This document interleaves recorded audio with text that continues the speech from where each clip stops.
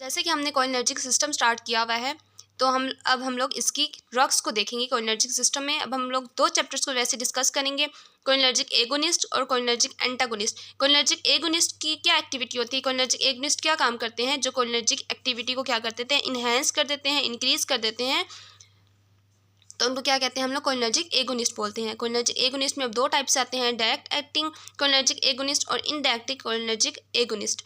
तो direct acting क्या काम करते हैं, ये हमारे पास जैसे रिसेप्टर्स हैं, एक मस्कुरेनिक रिसेप्टर्स और एक निकोटिनिक रिसेप्टर्स। तो अब यहाँ पर एसिटाइलकोलिन फॉर एग्जांपल, एसिटाइलकोलिन ने यहाँ पे आके अटैच हुई एसिटाइलकोलिन इस रिसेप्टर्स के ऊपर और अपने एक्शन परफॉर्म कर दिया। डायरेक्ट एक्टिंग ड्रग्स हमारे पास क्या करेंगी, ये हमारे पास हमने ड्रग दी, ड्रग भी वहीं पे जाके एक्ट करेगी जहाँ पे उसी के साथ जाके बाइंड करेगी जहाँ पे एसिटाइलकोलिन जाके बाइंड करता था। तो एसिटाइलकोलिन जहाँ जाके बाइंड करता था, जैसा काम करता था, हमारी ड्रग भी वैसे ही काम करेगी। हमने ड्रग दी, जाके अटैच हुई और जैसे ही काम करता था एसिटाइलकोलिन, वैसे ही हमारी ड्रग काम करना स्टार्ट कर देगी। तो हम लोग इसको क्या कहते हैं, डायरेक्ट एक्टिंग कोलिनर्जिक एगोनिस्ट। उसी तरह जिस तरह एसिटाइलकोलिन काम करता है, उसकी काम को क्या करेंगे, कॉपी करेंगे, मिमिक करेंगे, तो इसको हम लोग क्या कहते हैं, डायरेक्ट एक्टिंग कोलिनर्जिक एगोनिस्ट इसको बोलते हैं। आगे इसके हम लोग टाइप्स देखते हैं। डायरेक्ट एक्टिंग कोलिनर्जिक एगोनिस्ट को हम लोग टू क्लासिफिकेशंस में हम लोग इसको डिवाइड करते हैं। एक होते हैं इसमें एस्टर्स और दूसरे इसमें क्या होते हैं, एल्केलॉइड्स। एस्टर्स में हम लोग क्या होता है, कौन सी ड्रग्स आती हैं एस्टर्स में, हम क्लासिफिकेशन करते हैं ए, बी और सी। ए से क्या होगा, एसिटाइल कोलिन, बी से क्या होगा, बेथानिकोल, और सी से क्या होगा, कार्बाकोल।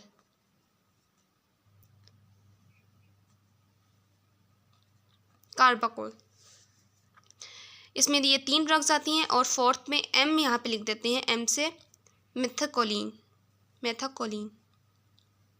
इसमें चार ड्रग्स आती हैं किसमें, एस्टर्स में। और एल्कलॉइड्स क्या होते हैं, हमारे पास नाइट्रोजीनियस ग्रुप्स इनमें पाए जाते हैं एल्कलॉइड्स में, और हम प्लांट से इसको हासिल करते हैं। इसमें दो तरह की ड्रग्स आती हैं, एक निकोटीन आती हैं, निकोटीनिक, और दूसरा हमारे पास क्या आती है, पिलोकार्पिन। पिलोकार्पिन हमारे पास बहुत इंपॉर्टेंट ड्रग है, जिसको हम आगे जाके हम इसको डिस्कस करेंगे। अच्छा, अब हम लोग क्या कहते हैं, एसिटाइलकोलिन हमारे पास पहली ड्रग है जिसको हम लोग आज डिस्कस करने जा रहे हैं। हम लोग एसिटाइलकोलिन इसका सबसे पहले हम लोग देख लेते हैं ये होती क्या है एसिटाइलकोलिन,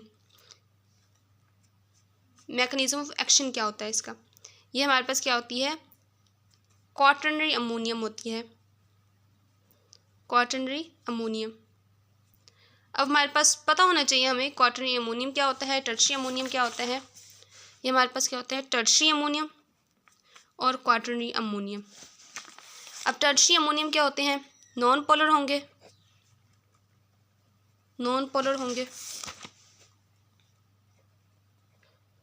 लिपोफिलिक होंगे। जब ये लिपोफिलिक होंगे तो फिर सेल मेम्ब्रेन को आसानी से क्रॉस कर देंगे, सेल मेम्ब्रेन क्रॉस कर लेंगे सेल मेम्ब्रेन को। लिपोफिलिक हैं तो फिर ये हमारे पास क्या करेंगे, ब्लड ब्रेन बैरियर को भी क्रॉस कर लेंगे, ब्रेन बैरियर क्रॉस कर लेंगे, हमारे सेंट्रल नर्वस सिस्टम में जाके एक्शन परफॉर्म करेंगे। इनका क्या एक्शन होगा, सेंट्रली एक्शन होगा इनका एडवर्स इफेक्ट भी ज़्यादा होंगे हमारे सीएनएस में।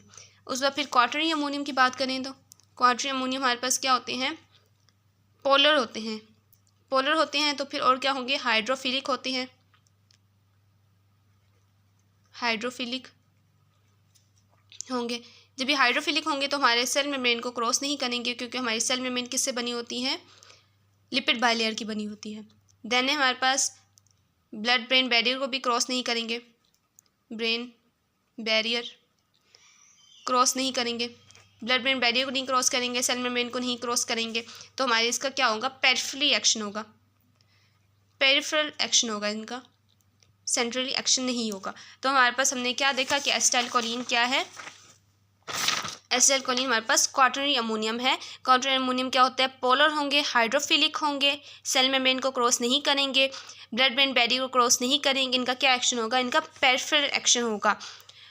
देन ये क्या करते हैं, स्टिमुलेट करते हैं किसको, मस्कुरेनिक एंड निकोटिनिक दोनों रिसेप्टर्स को। मस्क्यूरेनिक एंड निकोटिनिक दोनों रिसेप्टर्स को जाके क्या करते हैं, स्टिमुलेट करती हैं। और इसमें क्या होता है, एक एंजाइम होता है एसिटाइलकोलिनेस्टरेज एंजाइम, जो इसकी क्या करते हैं, इसको एसिटाइलकोलिन को ब्रेक डाउन करेगा और किस में इसको कन्वर्ट करेगा, एसीटेट और कोलिन में इसको कन्वर्ट कर देगा। देन हम इसके मैकेनिज्म ऑफ एक्शन देखते हैं एसिटाइलकोलिन का, कि एसिटाइलकोलिन क्या कैसे काम करता है। एसिटाइलकोलिन को हम लोग क्लिनिकली नहीं यूज़ करते। इसकी दो वजह है, ये आपके पेपर में आ सकता है एज अ क्वेश्चन कि एसिटाइलकोलिन को हम लोग क्लिनिकली क्यों नहीं यूज़ कर सकते। एक इसकी मेन वजह ये है कि ये अटैच होता है निकोटिनिक और मस्क्यूरेनिक रिसेप्टर्स दोनों के ऊपर जाके अटैच होता है। मस्क्यूरेनिक रिसेप्टर्स के भी अटैच होता है, निकोटिनिक रिसेप्टर्स के ऊपर भी जाकर अटैच होता है। अब मस्क्यूरेनिक रिसेप्टर्स हमने प्रीवियस वीडियो में देखा कि कहाँ कहाँ पाए जाते हैं, हमारे स्मूथ मसल्स में पाए जाते हैं, स्मूथ मसल्स में जाकर पाए जाएंगे, ठीक है, हमारे हार्ट में पाए जाएंगे, हमारे एक्सोक्राइन ग्लैंड में पाए जाएंगे, एक्सोक्राइन ग्लैंड में पाए जाएंगे, ठीक है, और हमारे पास और कहाँ पाए जाएंगे, हमारे ब्लैडर वगैरह में पाए जाएंगे। और निकोटिनिक रिसेप्टर्स हमने क्या पढ़ा था कि एड्रिनल मेडुला में पाए जाएंगे, सीएनएस में पाए जाएंगे, ऑटोनोमिक गैंग्लिया में पाए जाएंगे, न्यूरोमस्कुलर जंक्शन में पाए जाएंगे। तो हम लोग अगर एसिटाइलकोलिन क्लिनिकली दे दें तो हमारी बॉडी में ये सारे फंक्शंस भी ओपन हो जाएंगे, जो इसके सारे फंक्शन है। सेंट्रल नर्वस सिस्टम भी एक्टिवेट हो जाएगा, एड्रिनल मेडुला भी एक्टिवेट हो जाएगा, ऑटोनोमिक गैंग्लिया भी एक्टिवेट हो जाएगा, न्यूरोमस्कुलर जंक्शन भी एक्टिवेट हो जाएगा।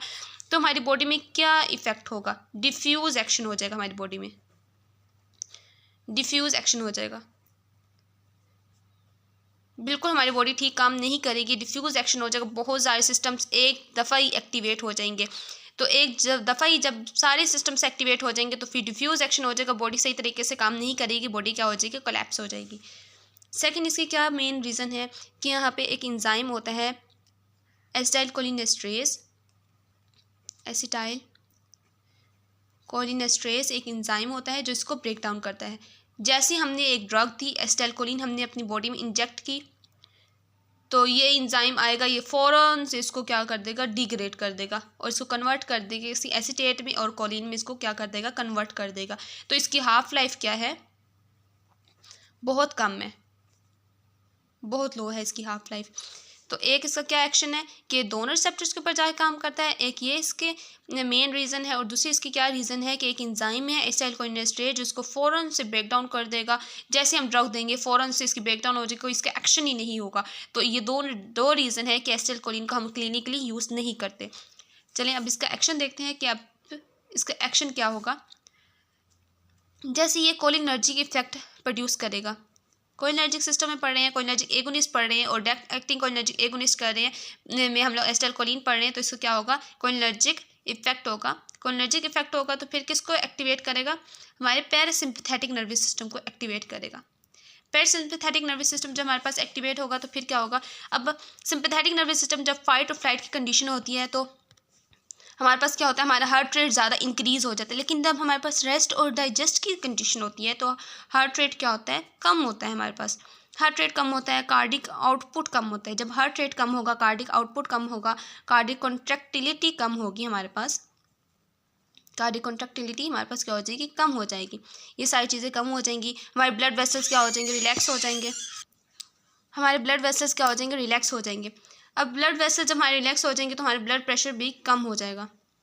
अब हमारे ब्लड प्रेशर क्यों कम हो जाएगा, इसकी हम लोग मैकेनिज्म एक दफ़ा देख लेते हैं कि जो हमारे पास एसिटाइलकोलिन है, एसिटाइलकोलिन हमारे स्टिमुलेट करते हैं M3 रिसेप्टर्स को। M3 रिसेप्टर्स को क्या कर देंगे, स्टिमुलेट कर देंगे। जब M3 रिसेप्टर स्टिमुलेट होंगे तो फिर ये प्रोड्यूस करेंगे नाइट्रिक ऑक्साइड को। जब हमारे पास नाइट्रिक ऑक्साइड प्रोड्यूस होगा तो फिर ये किसको एक्टिवेट करेंगे, प्रोटीन काइनेज G को जाके एक्टिवेट कर देंगे, प्रोटीन काइनेज G को एक्टिवेट करेंगे।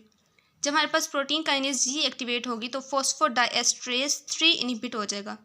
फॉस्फोडाइएस्ट्रेज 3 को क्या कर देंगे, इनहिबिट कर देंगे। जब फॉस्फोडाइएस्ट्रेज हमारे पास इनहिबिट हो जाएगा तो स्मूथ मसल्स रिलैक्स हो जाएंगे, स्मूथ मसल्स और ब्लड वेसल्स क्या हो जाएंगे, रिलैक्स हो जाएंगे।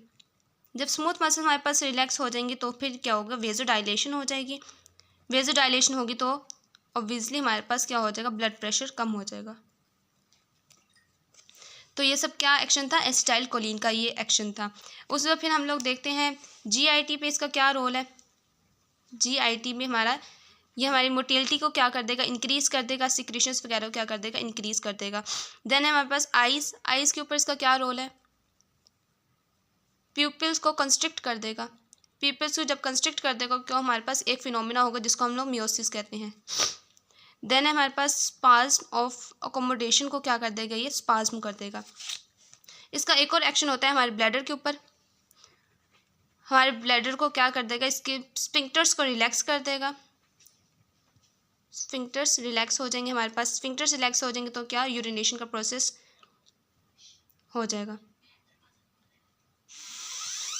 उसके बाद फिर हमारे पास क्या है, सेक्सुअल एक्टिविटी को भी ये क्या कर देगा, प्रमोट कर देगा।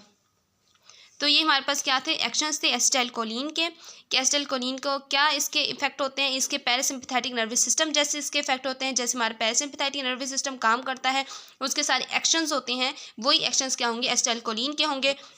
हमारे हार्ट रेट को कम करेगा, कार्डिक आउटपुट कम करेगा, कॉन्ट्रैक्टिलिटी को कम करेगा, ब्लड प्रेशर को कम करेगा, हमारे GIT के फंक्शंस को क्या कर देगा, इंक्रीज़ कर देगा, सिक्रीशन ज़्यादा हो जाएंगी, डाइजेशन का प्रोसेस ज़्यादा हो जाएगा। आइज़ में क्या काम करेगा, प्यूपल्स को कंस्ट्रिक्ट कर देगा। जब प्यूपल्स कंस्ट्रिक्ट हो जाएंगे तो मियोसिस का फिनोमिना हो जाएगा। स्पाज्म अकोमोडेशन क्या कर देगा, स्पाज्म कर देगा, ठीक है। ब्लैडर में जो स्फिंक्टर्स होते हैं उनको क्या कर देगा, रिलैक्स कर देगा, यूरिनेशन का प्रोसेस कर देगा, सेक्सुअल एक्टिविटी को क्या कर देगा, इंक्रीज़ कर देगा। अब इसके कुछ एडवर्स इफेक्ट भी हैं, एसिटाइलकोलिन के एडवर्स इफेक्ट को देखते हैं। एडवर्स इफेक्ट इसमें क्या होंगे, जब मोटिलिटी को इंक्रीज़ कर देगा ये, तो हमारे पास क्या हो जाएगा, डायरिया। हमारे पास क्या हो जाएगा, डायरिया हो जाएगा। देन है हमारे पास जब सिक्रेशंस को इंक्रीज़ कर देगा, जब सिक्रेशन ज़्यादा हो जाएंगी तो फिर क्या होगा, डायाफोरेसिस का फिनोमिना हो जाएगा। उस बाद फिर क्या हो जाएगा, जब प्यूपल्स की, ये आइज़ में क्या करता है, प्यूपल्स की कंस्ट्रक्शन करता है। जब प्यूपल्स कंस्ट्रिक्ट हो जाएंगे तो फिर क्या होगा, मियोसिस का फिनोमिना हो जाएगा। देन हमारे पास नोजिया वगैरह भी हो सकता है इससे, और हमारे पास क्या होगा, यूरिनरी अर्जेंसी हो सकती है, क्योंकि हमारे पास ब्लैडर के जो स्फिंक्टर्स मसल्स हैं वो क्या होंगे, बहुत ज़्यादा रिलैक्स हो जाएंगे, और जो हमारे पास डिट्रूसिव मसल्स ऑफ ब्लैडर होते हैं उनके जो टोन होता है वो इंक्रीज़ कर देगा, तो उससे क्या हो जाएगी, यूरिनरी अर्जेंसी हो जाएगी। ये हमारे पास था एसिटाइलकोलिन के एक्शंस और एडवर्स इफेक्ट। होप आपको समझ आई होगी। नेक्स्ट वीडियो में हम जो बाकी जो 3 ड्रग्स रह गई हैं उनको डिस्कस कर लेंगे, ठीक है।